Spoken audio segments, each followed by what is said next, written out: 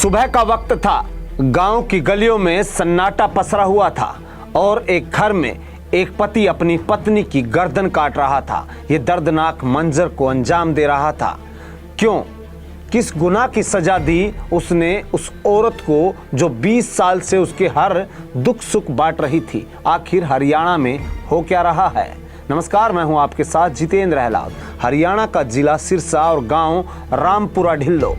यहाँ पर एक घर में घंटा ऐसा खौफनाक मंजर जिसमें सुनकर सबके दिल दहल जाए। 35 साल की माया देवी और उसके पति रोहतास ने सोते वक्त अपनी पत्नी की बेरहमी से हत्या कर दी, गर्दन काटकर। मैंने अपनी बीवी को मार डाला है, लाश घर में पड़ी है, आकर देख लो। ये सीधा फोन भी किया पुलिस को। ये शब्द किसी सिरफिरे कातिल के नहीं, एक ऐसे पति के जिसने 20 साल का रिश्ता एक ही वार में खत्म कर दिया। वहीं शुक्रवार की शाम को रोहतास हमेशा की तरह मजदूरी कर घर पर लौटा।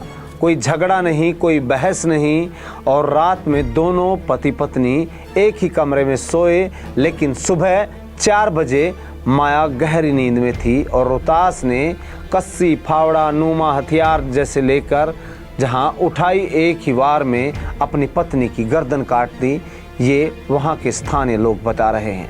पुलिस को जैसे ही कॉल मिली, तुरंत नाथुसुरी चोपटा थाना पुलिस मौके पर पहुंची। घर का नजारा देखकर हर कोई सन्न रह गया। माया का शव खून से लथपथ बिस्तर पर पड़ा था। पास जहां पड़ी कस्सी और खामोश खड़ा था हत्यारा पति रोहतास।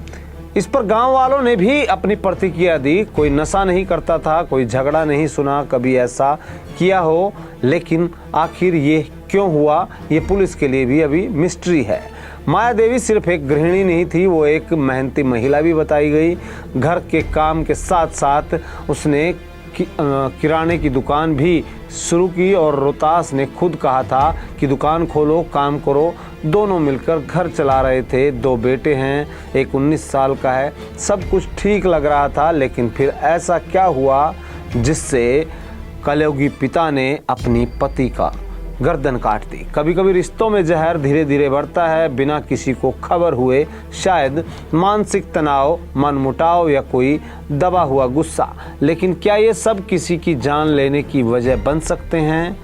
वो माया ने कभी नहीं सोचा होगा कि जिस घर को उसने सींचा वह उसका अंतिम संस्कार तय होगा। वहीं पर इस तरीके का आलम उनके साथ होने वाला है। पुलिस ने आरोपी को गिरफ्तार कर लिया है। हत्या में इस्तेमाल कस्सी को भी कब्जे में ले लिया गया और उनसे पूछताछ भी की जा रही है। माया देवी का शव पोस्टमार्टम के लिए भेज दिया गया। अब जांच में ये पता लगना बाकी है कि हत्या के पीछे असली वजह क्या थी। लेकिन जिस तरीके से ये वारदात हुई, इससे सुनकर हर कोई सन्न है। हर दिन किसी न किसी को उसके घर में ही मार दिया जाता है। जहां सबसे ज़्यादा सुरक्षा होनी चाहिए, वहीं आज सबसे ज़्यादा खून बह रहा है। क्या अब घर भी सुरक्षित नहीं बचे हैं? क्या अब रिश्ते सिर्फ कागज में बनकर रह गए हैं? क्या ये हत्या प्लानिंग थी या पागलपन का एक पल? अब इस पर जांच होनी बाकी है। आपकी राय क्या है? आप भी कमेंट बॉक्स में ज़रूर बताएं। जिस तरीके से ताना बाना, सामाजिक ताना बाना और रिश्तों की डोर आज कच्ची होती जा रही है, उनको लेकर आप भी अपनी प्रतिक्रिया दें। इसकी क्या क्या वजह हो सकती हैं? आपकी राय भी हमारे लिए महत्वपूर्ण है। देखते रहें सिटी तहलका। नमस्कार।